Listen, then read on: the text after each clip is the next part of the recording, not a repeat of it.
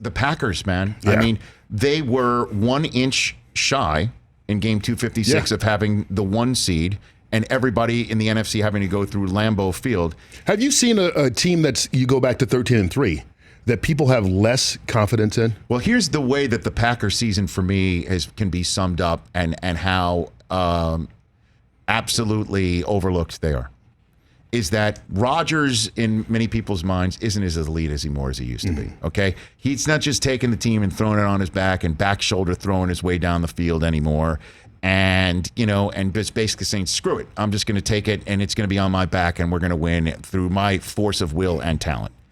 And that said, Matt LaFleur gets no credit for Rodgers not having to do that anymore.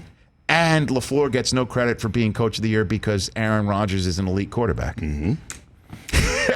So how can we square that entire circle? If he's not elite anymore, then how come the coach of the year isn't LaFleur? Right, because he is elite. About, it makes no sense. Yeah. And yet Zadarius Smith is the defensive player of the year candidate nobody talks about. Right. But I think it goes back to they're like the Vikings. Down the stretch, that defense, which was strong at the beginning of the year, was shaky at times. We saw Aaron Rodgers not be Aaron Rodgers, and you can say because he doesn't have to be. They've got a running game now, and they're more diverse and all that kind of stuff.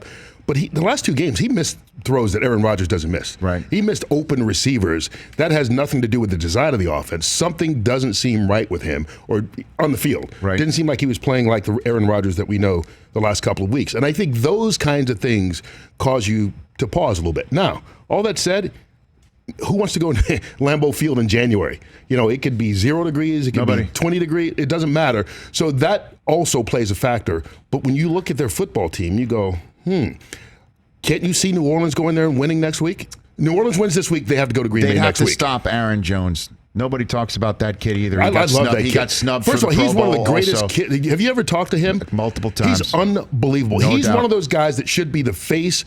I mean, Aaron Rodgers is going to be the face of that franchise, no question. But he should be one of the faces that people talk about in this league that nobody talks about. You're correct. He's unbelievable. Fact. But anyway, I think if you say, okay, New Orleans wins this week, they have to go to Lambeau next week.